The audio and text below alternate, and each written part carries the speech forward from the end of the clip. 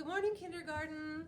Miss Debbie, Mrs. Urie, we are here today to read you your interactive story for the week. Remember, we're talking this week about different symbols of America. Take a look at these cards. I wonder if my readers can use their clues to tell me what kind of story might this be? Fiction? Fables? I bet my readers are using their context clues and seeing pictures, which means this is informational text. This is an informative read aloud. This story is called The Best of the West. And I want you to think to yourself as I'm reading, what do you know about the American West? The American West is a special place to visit in our country. It has exciting cities, high mountains, and amazing wildlife. Let's take a tour of famous spots in the West. Do you know the word for a crack deep in the ground with a river at the bottom? It's called a canyon. The Grand Canyon is a huge canyon in Arizona. Many people visit this national park each year. Visitors can enjoy the view or hike down the canyon. Some people raft on the Colorado River and look at wildlife. One animal is the California condor, the largest flying bird in North America. If you hike the canyon, be careful of the weather. It might be cold at the top, but the temperature at the bottom can be 100 degrees. Where in the West can you see bison, moose, and grizzly bears? And where can you see a natural fountain that sprays water more than 100 feet in the air? Where do you think? If you said Yellowstone, you're right. Let's see what the story says. These are in Yellowstone National Park. Yellowstone was the very first national park in the United States. It is an amazing place to explore. Under the ground of Yellowstone is hot, liquid rock. Yellowstone is covered with spots where hot water, mud, and steam push up from the underground. These areas are called hot springs. Pools of water bubble up from underground. Yellowstone also has hundreds of geysers, more than any other place on Earth. Geysers are like hot springs that erupt with steam and water. The Old Faithful geyser erupts about 20 times each day. It sprays water high into the air. Have you ever heard of the word safari? On a safari, you travel through the land and look at the animals. Yellowstone is a great place in the United States to go on safari. As you drive through the park, you'll see bison, bears, moose, and elk up close. If you're lucky, you may even spot a wolf or a bald eagle.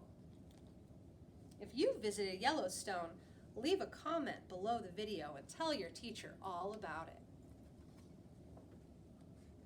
I wonder if my friends know this place. Now we will travel north to a city called Seattle, Washington. From different spots in the city, you can see a strange white building poking into the sky like a giant needle. This is the Seattle Space Needle. The Space Needle is 605 feet tall, which is taller than most buildings. It looks like an object from outer space. You might wonder, what is the purpose of this building? It was built for the 1962 World's Fair, an important event that happened in Seattle. The fair's planners wanted to build something new and different. They wanted people to say, wow, when they saw the building. The Space Needle is made out of concrete. To make the underground base, or its foundation, 467 cement trucks poured concrete for an entire day. Now, let's head to the top of the needle. A quick ride in the elevators will get you there in less than a minute. At the top, you can see the entire city of Seattle. You can also see natural sights such as Lake Washington and Mount Rainier. Finally, you can eat at the moving restaurant. It moves slowly in a circle to show people a view of the entire city. Oh, I think that would be so fun to eat at a restaurant that twirls around and around, don't you? Our last destination in the West. The final stop on tour is the famous bridge in the state of California. Can you guess what it is? Here's a hint. It's bright orange. It's the Golden Gate Bridge. When it first opened, it was the longest bridge in the world, almost 1 mile. The Golden Gate Bridge is the boat entrance to San Francisco Bay from the Pacific Ocean. For cars, walkers, and bicyclists, the bridge is a way to connect the city of San Francisco with other places in California. Many people cross the bridge to get to and from work every day. The first thing you might notice about the Golden Gate Bridge is its color. The color is called International Orange. The orange color was chosen to fit with the bay's natural beauty. Some people wanted to use different colors. For instance, U.S. Navy wanted the bridge to be black and yellow so it would stand out. What do you think of the orange color? Tell your teacher in the comments below. Since it was built, the Golden Gate Bridge has been closed only 3 times. People built the bridge to last a very long time. This incredible bridge turned 75 years old in 2012.